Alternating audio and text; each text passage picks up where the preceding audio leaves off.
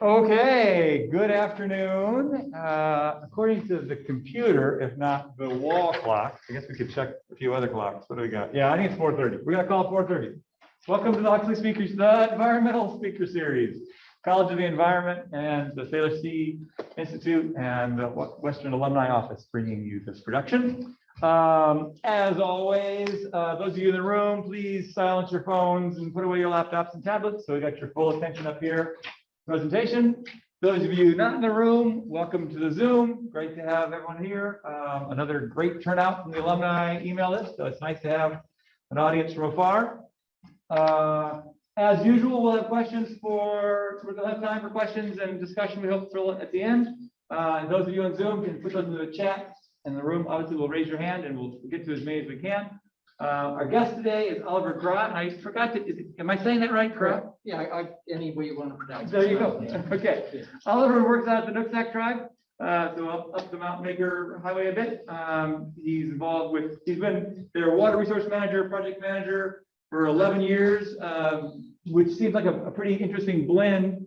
I think that sometimes the smaller the enterprise agency, kind of more interesting because he's, doing botany and geology and geomorphology and project management and restoration, all under the same sort of set of jobs. So that's what we're going to hear about today. And welcome, Oliver. Thank you very much. Underneath my mask is a big smile. Thank you very much for this opportunity to present. And I tend to try to present too much information, and I'll do my best to get through it in at least 50 minutes by the time the class is over with. Again, my name is Oliver Grott, the Water Resource Program Manager of Nooksack Indian Tribe. And that's enough about me because the rest of this presentation is really about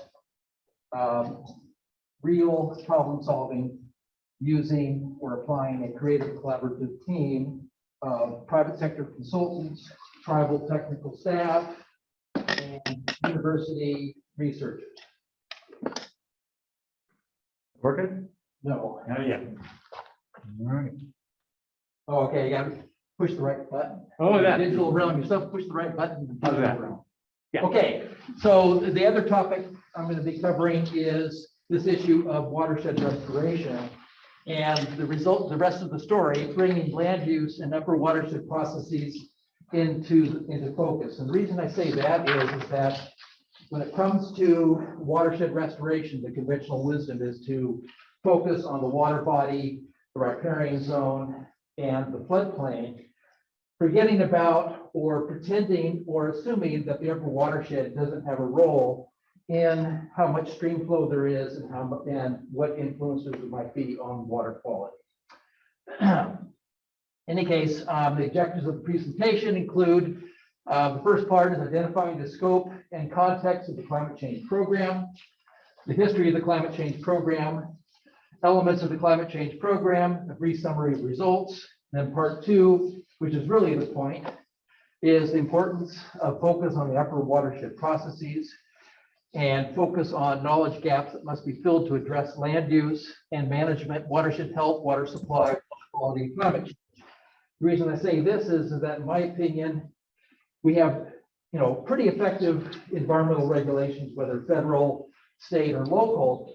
But as you'll see later in this presentation, in my opinion, there's a general assumption that those land use regulations and environmental regulations are effective and adequate at managing the impacts of development, other land uses such as commercial forestry on water quality and quantity.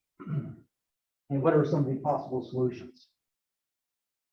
Okay, so like I said, this project, the climate change project, isn't about me, it's about a collaborative team. As you can see here, numerous people involved with the project. You may recognize some of the names, but more specifically, one of the main participants on the collaborative team is Dr. Robert Mitchell, professor of geology, and several of his students, including Brian Murphy, Stephanie Truitt, Kevin Knapp, and they're graduate students who previously got their master's degree through funding of this project. They've been doing the distributed hydrologic soil vegetation modeling of the hydrology in the watershed, taking climate change into consideration. And they've been focusing on primarily low flows initially, stream temperature, sediment, and more recently peak flows. And the next phase of Dr. Mitchell's research will be looking at the influence of commercial forestry on peak flows. And then Natural Systems Design is another major contractor, including Susan Dickerson Lang, who is an alumna of Western. She got her master's degree here. And she's implementing EPA's Velma model for forest influences on stream flow, talking a lot more about that later. And she's also, along with Dr. Mitchell, applying the distributed hydrologic soil vegetation model for forest gap and snow accumulation. Uh-oh. I know what the problem is. We're gonna fix it. Try talking again. Talk. Yeah, Hello, hello, hello. I think we're working back. We're not advancing. No, that's another problem. We're getting there. Okay. Okay. Okay, thank you. Oh, there we go. And then University of Washington researchers, Dr. Christina Bannerigota. She was involved with the technical support and model updates for the distributed hydrologic soil vegetation model. The climate impacts group from the University of Washington, including Meade Crosby and Harriet Morgan. And they initially focused on climate change vulnerability assessment. I'll talk more about that later.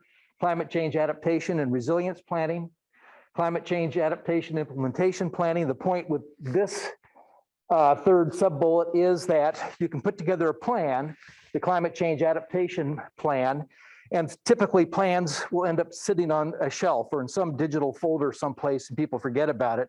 Point is, this third phase of their contract is that they developed an implementation strategy on how to apply the plan in real time to achieve results for addressing climate change in the watershed. And by the way, I know this is about the Salish Sea. Why are we talking about the upper watershed? Well, if you look at the Salish Sea map, it's defined based on a watershed basin, and that watershed basin is the same as the basin for the Nooksack River. And so everything I'm talking about relates to the Salish Sea one way or the other. Crossroads Consulting have been a major consultant as well on this project. They are involved with public outreach, stakeholder engagement, climate change planning, the South Fork Nooksack River Watershed Conservation Plan, and the Stewart Mountain Community Forest. Also, the Washington Water Trust, Jason Hatch has been involved. His role has been climate change planning, the South Fork Nooksack River Water Rights Inventory and Assessment, innovative water management, and more importantly, from my standpoint, is developing a payment for watershed services pilot project so we can monetize any beneficial change in water quality or quantity caused by land use change.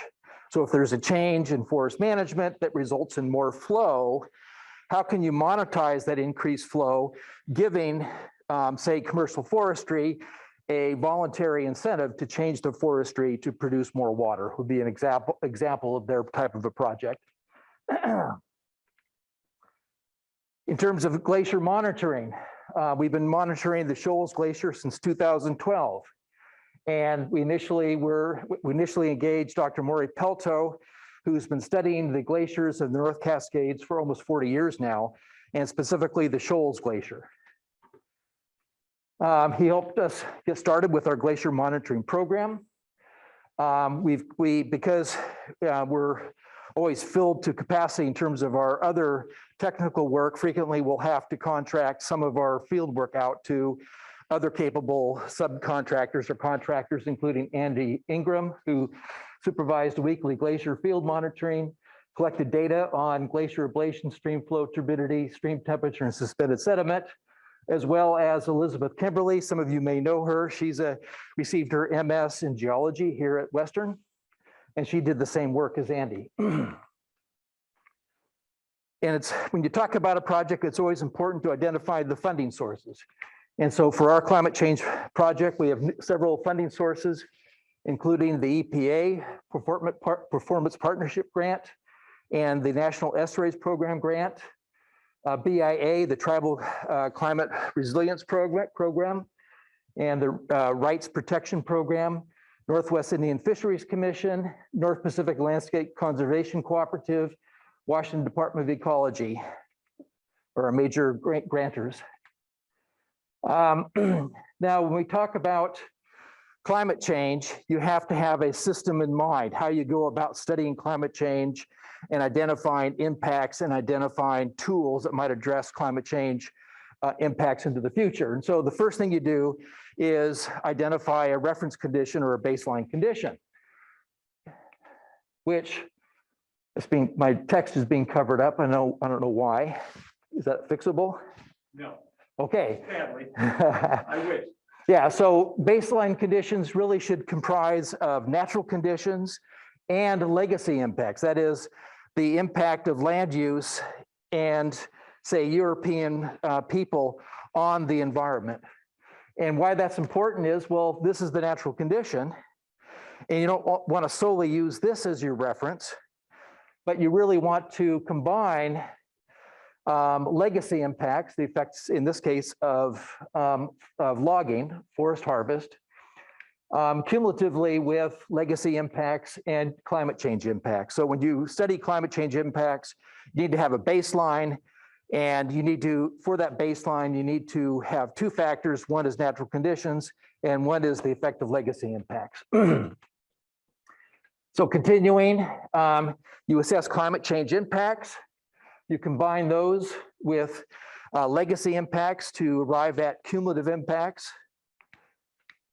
You conduct vulnerability assessments. And what a vulnerability assessment is, once you identify climate impacts like change in atmospheric temperature, change in stream temperature, stream flow changes, so on and so forth, you need to figure out what's the impact of those changes on individual species, communities, habitats, that type of thing. Once you've done your vulnerability assessment, you prepare adaptation plans that address the vulnerabilities of the systems or the individual species. And that might include adaptation plans for fish habitat, fish, wildlife, indigenous foods, water supply, water quality. And in terms of the tribe, we take a holistic approach. And so it's not just climate change, it's not just legacy impacts, not just treaty resources, that is the resources that by treaty, the tribe has legal access to. And it's not just Endangered Species Act recovery like salmon in the river. And it's not just Clean Water Act compliance individually, it's integrating those all into one system. So I've already mentioned baseline. To do any climate change studies and prepare for climate into the future, you have to have a baseline or a reference. And so you need to do some monitoring, data gathering in the watershed. And so in this case, this is the Nooksack River watershed, comprised of South Fork, Middle Fork, North Fork. In terms of stream gauging, there's 7 USGS gauges in the watershed, and the tribe operates about 6 temporary or seasonal stream gauges. Sediment and turbidity, we collect data on, we have about 16 suspended sediment grab sample stations. We collect very intensive sediment data sets at bridge locations, Cedarville Bridge, Mosquito Lake Bridge, Saxon Road Bridge. And we used to have one ISCO sampler, which automatically sampled the river for turbidity. But in the last floods, this last November, that machine worth $20,000 was washed away in the floods. We monitor stream temperatures throughout the watershed. We have about 60 to 70 seasonal stream temperature and year-round stream temperature sensors in the watershed. Water quality, we have about 34 general water quality sites throughout the watershed. We also monitor atmospheric temperature along a transect for lapse rate to provide lapse rate data that can be fed into our sophisticated computer models, so we don't have to rely on gross assumptions about lapse rates in the watershed. We actually have specific data on lapse rate to be used in the sophisticated computer models. We conduct glacier studies. And on Mount Baker in the Nooksack watershed, there's about 148 glaciers and glacierettes, about 16 square miles of glacial ice. The North Fork has the most glacial area, about 12 square miles. Middle Fork, 3.3 square miles. And the South Fork probably has less than even 0.4 square miles of glacier ice. We do glacier field studies, including snow and ice ablation, stream flow measurements, stream and air temperature, turbidity and suspended sediment. We have a weather station at the glacier where we get data on precipitation, solar radiation, relative humidity, and temperature. We also have an oxygen isotope sampling scheme. But you don't have to do field work to get a handle on what the glaciers are doing. You could go to good old Google Earth and look at a time series of photos of a glacier and get an idea of what the behavior's been over the past, say, 100 or so years. And so you can look at the Mazama Glacier on Google Earth. It's on the northeast flank of Mount Baker. And you can pick out the trim line of the last glacier advance, 1895, at the end of the Little Ice Age. And you can, this is approximate, it's not highly accurate, but just gives you an idea on glacier behavior. And you look at the approximate glacier extent, 1993, 2006, 2009, 2013, and since the Little Ice Age, the end of the Little Ice Age in 1895 up until 2009, there's been about 7,200 feet of recession on the Mazama Glacier. And then since 1993, there's been about 2,200 feet of recession, showing that recession has been accelerating in the latter years. So the point is, you don't have to go out into the field to study glaciers. You can do it from using something as simple as Google Earth. This is the results of our quick glacier recession study using Google Earth. And the glacier that's undergone the most recession on the mountain since the end of the Little Ice Age is the Rainbow Glacier right here. And it receded about 12,000 feet since the end of the Little Ice Age. Our study glacier, the Shoals Glacier, has receded about 4,700 feet since 1895. But to get a more accurate picture on what's happening with glaciers, you really need to get out there and do some field work. And it takes a little bit of technical equipment to do that, and sometimes mistakes happen. Whoops, how'd that picture get there? I thought I'd taken that out. Anyway, our study glacier is the Shoals Glacier right here, Mount Baker. And the Shoals Glacier really isn't on Mount Baker itself. It's on the northeast ridge line coming out from Mount Baker. How many of you have been up the Ptarmigan Ridge Trail? Okay, a lot of you have. And that trail terminates at the east portal, right? Okay, well, the Shoals Glacier, here would be the west portal, and this would be the east portal. And so the Shoals Glacier is the glacier that emanates from that saddle. And so at the Shoals Glacier, weather station, stream gauge, we collect suspended sediment, turbidity, temperature, oxygen isotopes. Here's the toe of the Shoals Glacier. Doesn't look very healthy, does it? If I seem out of breath, I am, because I'm not used to talking with let me breathe for a second here. We have a weather station, solar panel that operates the weather station. It's a perfect stream that emanates from the glacier in terms of it being stable, in terms of it's confined, and it has a unchangeable bed, and so it's perfect for stream gauging. So we have a stilling well that we install every July and operate it until the end of September. And we collect data that allows us to gauge the stream about every 30 minutes. We get a stream discharge measurement for the stream that's coming out of the glacier. We get up onto the glacier and we sample snow depth. And when we run out of snow, we install glacier ablation stakes that have temperature sensors on top so we can correlate air temperature with snow and ice melt. We have 4 of those ablation stakes on the glacier. We keep track of the area of ablation between years and during one melt season. And you can see the change since 2013 and 2019. There's recession, and then there's thinning of the glacier. And then since 2012, this was the approximate glacier extent in 2012. And by 2021, this last year, it was here and it's about 400 feet of recession. So climate change is having an effect on the glaciers right now as we speak.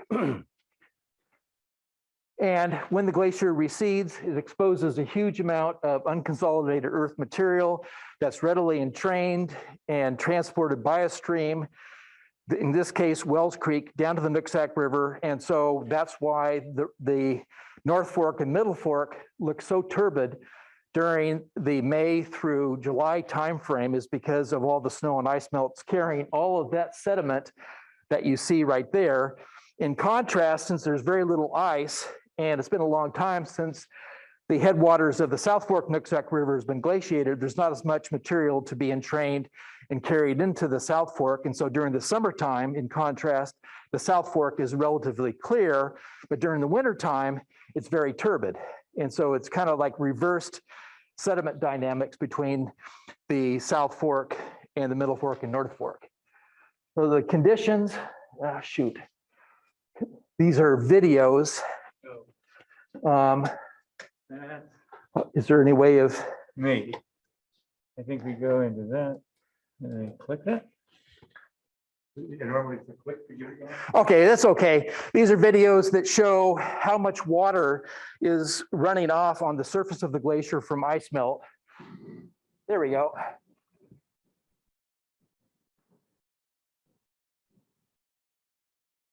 This is Jezra. She received her master's degree in geology here at Western. Okay, you can stop it or go to the next one and start the next one. And then all of that exposed material around the margin of the glacier carries a huge amount of sediment, as you can see here. Ignore that imposter in the video. Okay, you can stop it, go on to the next slide. Okay, so that's kind of our glacier monitoring program. We contracted Western Washington University, specifically Dr. Robert Mitchell. Anybody know Dr. Robert Mitchell? Professor of geology. Okay.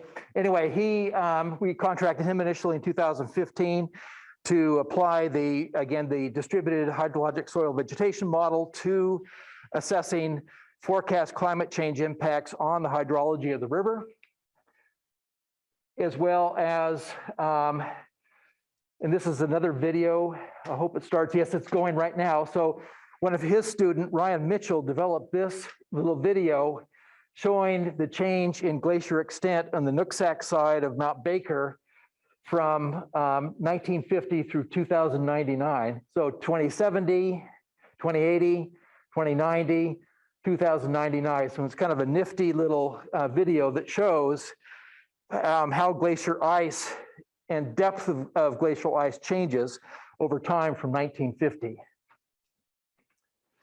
Some of the results of that modeling, I'm going to go through this quickly because it's too easy to get caught in the weeds. And 510 is coming up here very quickly. And so what the modeling shows is that in time, there's quite a bit of change in snow water equivalent. That is the snow that accumulates up in the mountain over time. It's the amount of liquid water equivalent in the snowpack as of April 1st every year. And you can see the black line is the historical snow water equivalent compared to the red and the blue lines showing the change in snow accumulation in the North Fork, Middle Fork, and South Fork. And notice the biggest change in snow water equivalent will occur in the South Fork, where the South Fork by 2070, somewhere through there, may be almost totally out of the snow zone. And that's kind of shocking. And you'll notice in terms of the hydrograph, that is the plot of flow during time of the river, I believe this is probably of the North Fork, and you can see in time how the shape of the hydrograph changes. And so, again, the historical hydrograph is shown in black, and you have two peaks. You have one peak in flow in the November, December timeframe due to rainfall or rain on snow events, and then another peak in late May into middle June due to snow melt up high in the mountains. Yes. RCP. Carbon pathway. I can't remember what the R stands for right now. I'm suffering from a senior moment. Yeah, those are climate change scenarios. Yep. Thank you.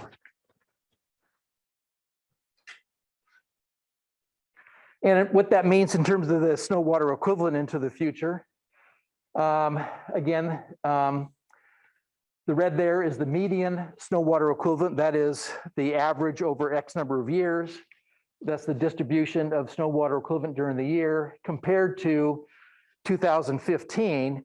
And the reason I'm showing 2015 is because generally that is identified as a surrogate for what climate change impacts will be into the future, like around 2070. And you can see that there's a huge change in snow water equivalent in the watershed, and that represents about 46 inches of liquid water. So we're losing a huge reservoir of water up in the mountains that are normally released in the spring through summertime. And so that's one of the big challenges we have with trying to adapt and be resilient to climate change. Result of that modeling came out with a bunch of results in terms of the various fork, North Fork, Middle Fork, South Fork, various climate change scenarios and various dates. I'm not going to get caught up in the weeds there, but there's substantive change. Well, maybe I'll go back and just point out that, say for the South Fork, in August and September, there'll be a 65, or rather a 76% change in flow with climate change. And for the Middle Fork and North Fork, which have much more in the way of snow accumulation and snow melt and glacier melt, the change come 2075 will be more in the order of about 73%, 65%. So there'll be a substantial change in late summer stream flow due to climate change. Okay, so for the tribe, it's not so much how much water is in the stream or what's the quality of the water. The other factor is how does water quantity and quality relate to fish? So in our vulnerability assessment, we look at climate change impacts and figure out, okay, what's the impact on fish? And so in terms of the fish, there's two primary areas of impact is in response to climate change, higher peak flows during the winter time, which it scours the channel or deposits gravel and or flushes out fish that are holding in the river.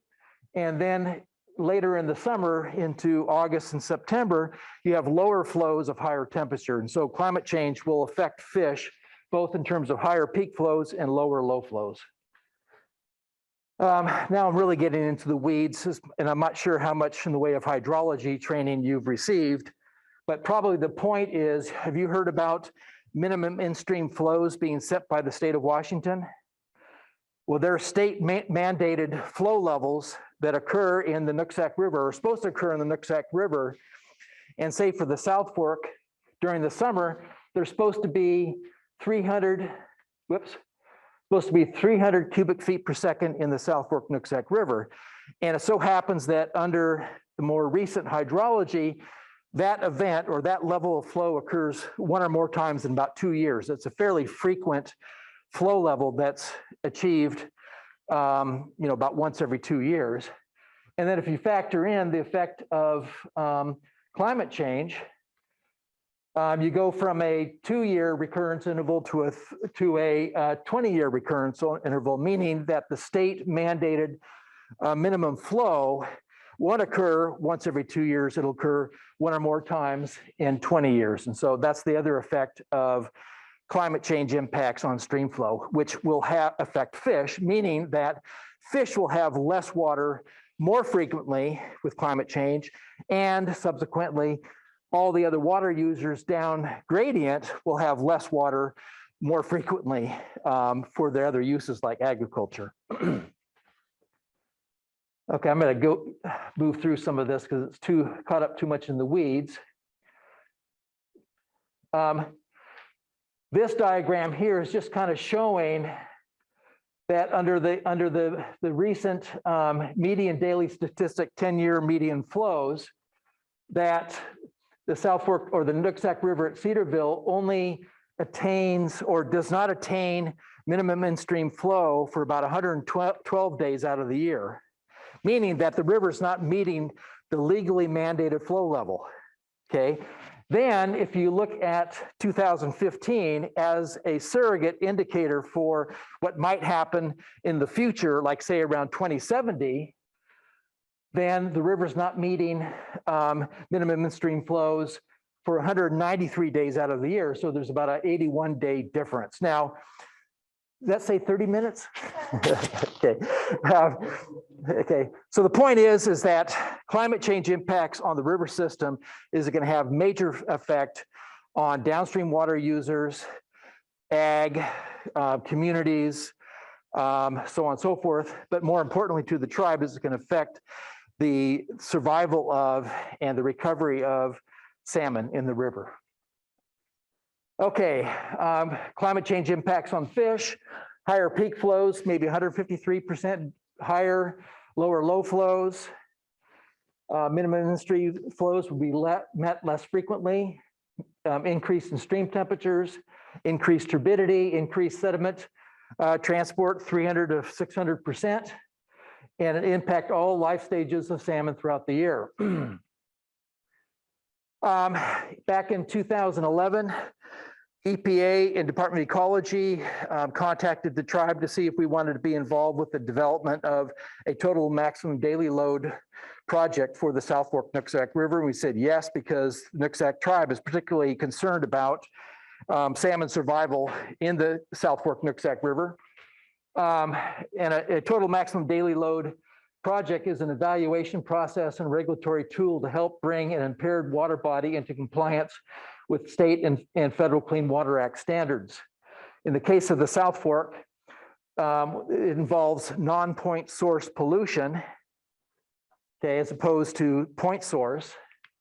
And unfortunately, non-point source pollution is not subject to regulatory action, only voluntary action. And so even though we've identified all of these problems with the South Fork Nooksack River relative to land use and future climate change, nothing from a regulatory required standpoint can be done about it. And all of this non-point source pollution is coming from land use like commercial forestry and other agriculture, so on and so forth.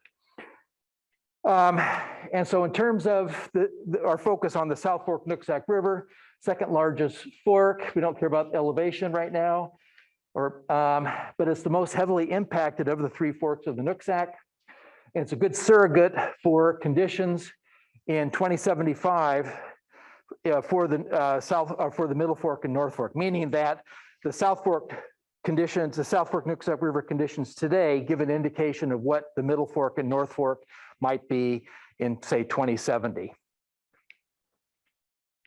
So why do we care about the South Fork? Well, it's the salmon in the river, 9 species of Pacific salmon. Spring Chinook salmon are of particular value to the Nooksack Indian tribe for subsistence, cultural, ceremonial, and commercial uses. This is getting a little bit too detailed here. Sorry for going through it quickly. You guys are speed readers, right? The point is today, native salmon runs are less than 8% of what they were in the late 1800s. And so that, again, what's the big change that happened in the late 1800s? Well, you know, European pioneers invaded the area and started to affect, or their land use started to affect the quality of the river. And that's one of the biggest reasons why there's been such a huge reduction in salmon runs. Okay, so we got involved with this total maximum daily load project. I'm going to kind of just go through this quickly, but the point of the story is that we were very concerned about how the federal and state agency was addressing water quality problems in the South Fork Nooksack River. Nobody told us to be involved. We decided that, well, if we're going to protect the resources of the tribe in the river, then we need to participate in this program. And the tribe had a huge influence on the outcome of that project. And I'm going to jump through all these slides because that clock has got to be fast and get to the point of it. But the involvement of the Nooksack tribe had a huge impact on the outcome of that total maximum daily load project, mostly for two reasons. One is we changed how the EPA and Washington Department of Ecology conducted their total maximum daily load projects by raising the following comments, that if the TMDL was going to be an effective tool to clean up the water quality in the South Fork Nooksack River, then it really needs to address upland watershed processes, legacy impacts, climate change, reasonable natural conditions. Don't just focus on the Clean Water Act numeric standards like stream temperature. That says 15 minutes, right? Okay. But focus on the fish, because under the Clean Water Act for the Nooksack River, the beneficial use or the designated use is fish survival, not whether it's 16 degrees centigrade. And so we had a huge impact on the outcome of that regulatory process. And I don't want to get too caught up in the weeds because that clock is awfully fast up there. Let me get to the point. And the other factor was addressing reasonable natural conditions in that total maximum daily load project, because the way the state and the federal agencies conducted total maximum daily load project, they made general assumptions about what natural conditions were. And they use things such as not the climax condition of the forest, because you know, there's very little such in the watershed. And so they used the tree height under the 100-year site index, which we felt meant that the tree height assumed to be natural conditions along the river were really too short and didn't provide the same buffering to the river as, say, a true climax forest. And so how we address these deficiencies in how natural conditions were addressed or were treated in the TMDL is this. And so the original prediction of the EPA and the state of Washington's computer simulations of stream temperature indicated that under natural conditions, the river never attained the standard of 16 degrees.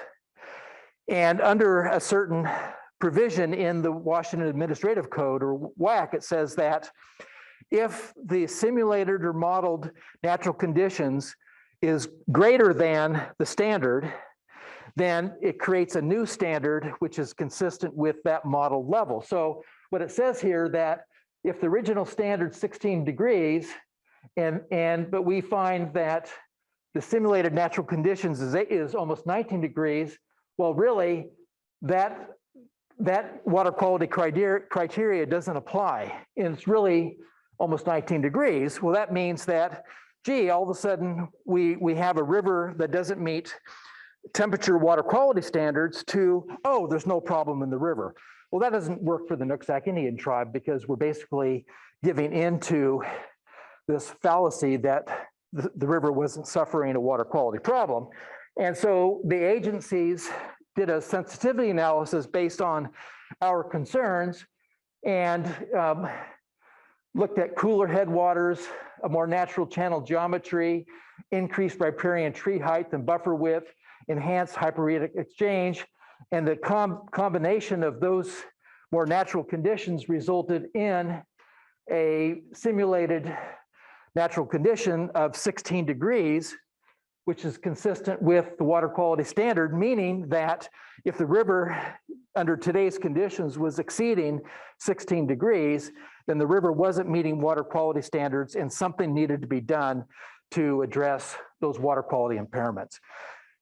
That conclusion would not have occurred if the tribe didn't insert itself into this project. So finally, the temperature TMDL project report came out in 2020. But then there's this other aspect of, I'm going to go through this, skip through this, sorry about this. The other part of this whole project is at the same time we were working on this temperature total maximum daily load project, a different branch of EPA, Office of Research and Development, was shopping around the country trying to find a temperature TMDL that they could evaluate the impacts of climate change or include climate change directly in that TMDL. And through, okay. They decided to focus their pilot project on the South Fork Nooksack River, and we were very instrumental in the success of this climate change pilot research project. We're almost out of time, but what the project it was basically a collaboration between EPA, Office of Research and Development, Region 10, Nooksack Indian Tribe, Washington Department of Ecology, Tetra Tech. And it wasn't just a technical project, but it was also a story of converging and integrating project pathways, voluntary collaboration, co-production of actionable climate change science. And the tribe has substantial impact on the outcome of the federal research project and regulatory program. And I'm going to skip through this because it's running out of time, I guess. But there's a quantitative assessment part of the climate change pilot research project involving modeling of the effect of climate change on stream temperature. Then the qualitative assessment, which the tribe took the lead on, which is a comprehensive analysis of freshwater habitat for ESA salmon restoration for the South Fork Nooksack River under climate change. And it resulted in a prioritized list of climate change adaptation strategy that supports salmon recovery and habitat restoration in the South Fork Nooksack River under climate change.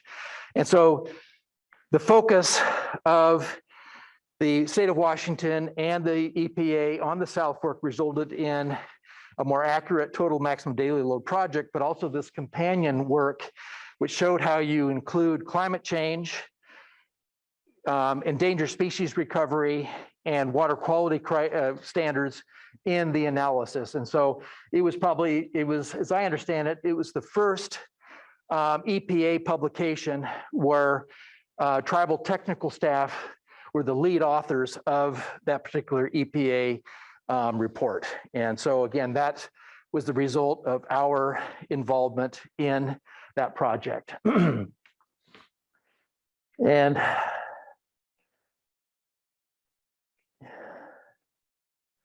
so that project involved a process, evaluating climate impacts, evaluating species impacts, evaluating actions to address climate change, and making recommendations. That's interesting that it did that.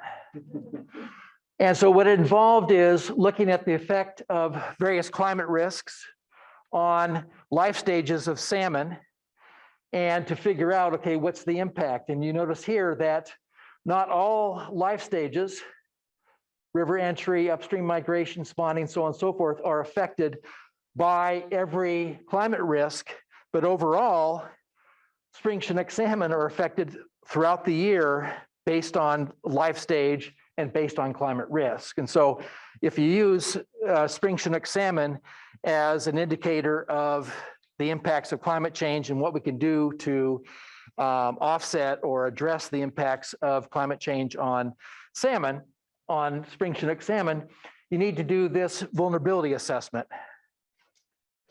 Then one of the ways, one of the major processes that occurs in the South Fork is salmon habitat restoration project, mostly engineered log jams, so on and so forth. But it's interesting if you look at and again, the point of this is the analysis is evaluating standard restoration techniques relative to their effectiveness of addressing climate risks or impacts. And I'm not bad naming or putting down or criticizing in-stream salmon habitat restoration, but if you noticed that they have very little effect on addressing climate change impacts. So the point is that we spend millions and millions of dollars on salmon habitat restoration in the river, which is needed to keep the salmon alive under today's conditions. But unfortunately, through this analysis, we found that that's not enough to provide resiliency of salmon into the future and provide for survival into the future of salmon. So we got to do more than just in-stream restoration. And so the typical recommendations include to address salmon is, reconnect the river to the floodplain, restore riparian areas, continue in-stream rehabilitation and restoration, including engineered log jams that I just mentioned, restore flow regimes, promote longitudinal connectivity, reconnect floodplains to the river, reduce sediment delivery. And as I mentioned, in-stream restoration is one of the most typical restoration tools implemented, but people have just now started to realize that it's not very effective in the face of climate change. How about restoring flow regimes? Well, climate change has the biggest effect on flow in the river. What can we do to address restoring flow regimes in the face of climate change? And this strategy is given little or no attention. And the point is that when it comes to watershed restoration, the conventional wisdom is just to focus on the stream channel, the water body, the stream channel, the riparian zone, and the floodplain. That's not enough. We really need to acknowledge and address the role of upper watershed processes in main stem river flows and water quality and fish habitat. And you can do that by developing a watershed conservation plan, which we did for the South Fork. Design and implement watershed restoration tools to support and supplement traditional in-stream tools, which if I had time to get into the rest of the story, that's what I'd be focusing on. But these require voluntary actions throughout the watershed. Why? Because we're talking about non-point source pollution, which is not directly regulated by the Clean Water Act. Okay, and so it requires voluntary actions on the part of forestry, transportation, agriculture, development, and government. And we went through this whole planning process to come up with the South Fork Nooksack River Watershed Conservation Plan, engaging all of these various entities. And right now, we're updating the plan and producing a final report. The missing piece of the overall restoration puzzle, again, restore and enhance watershed hydrologic function in general, but specifically upper watershed functions. And so why focus on it? There's a whole bunch of reasons. And rather than going through text slides, I'll try to be very succinct, given that we have the clock is obviously very fast up there, that most land use, including forestry, is regulated by federal, state, and local regulations. Commercial forestry is heavily regulated under the state's Forest Practices Act. Huge gains in the effectiveness of those regulations were attained over the years. The regulatory agencies are very proud of those gains in controlling impacts of commercial forestry on water quality and quantity. And so the point is that if commercial forestry is compliant with the Forest Practices Act, there's a general assumption that there are no impacts on water quality and quantity. And we thought, well, that's a reasonable assumption, but how valid is it? Well, it turns out that it's not valid. And a lot of the monitoring that's going on is suggesting that that assumption is probably not valid.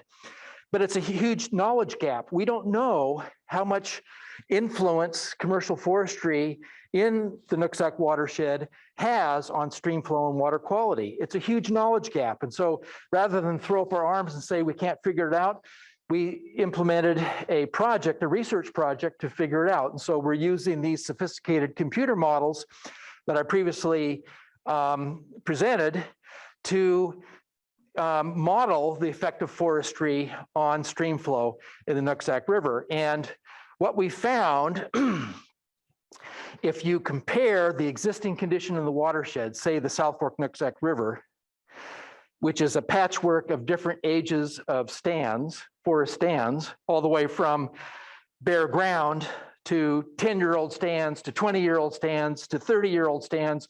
Most regenerating stands are harvested at 40 years, bringing it back to bare ground.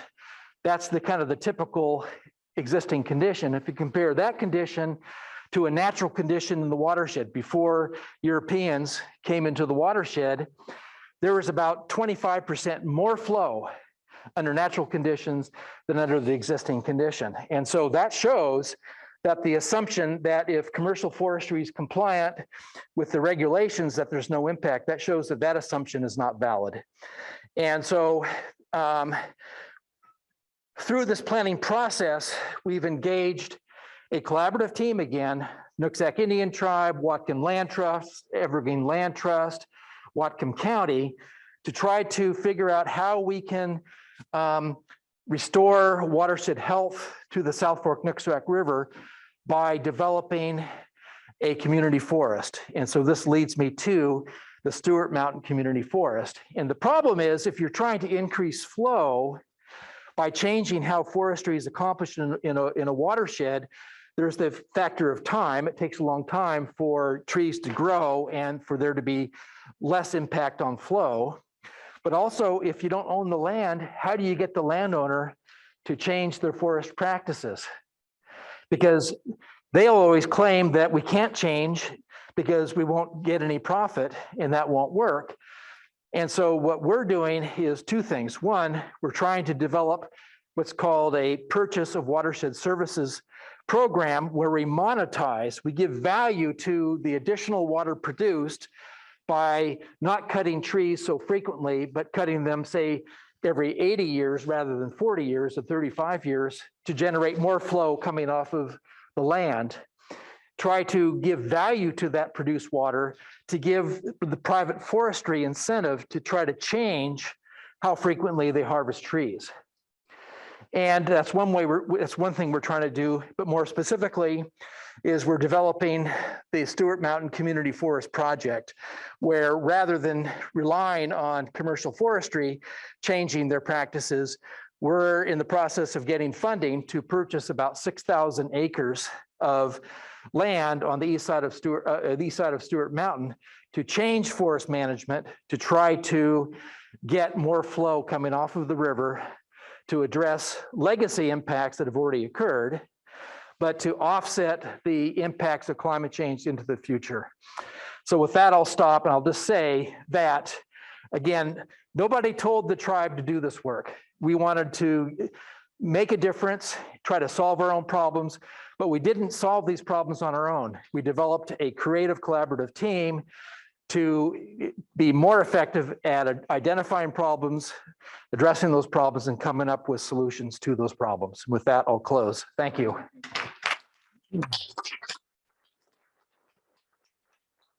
So much data. We are out of time. We're going to wrap up the Zoom. Those of you in the room are welcome to hang around. We can informally discuss. Next week, we talk about kelp. We're going to go the other way in the watershed. Thank you, Oliver. Thank you very much. Appreciate your attention. Oh my God.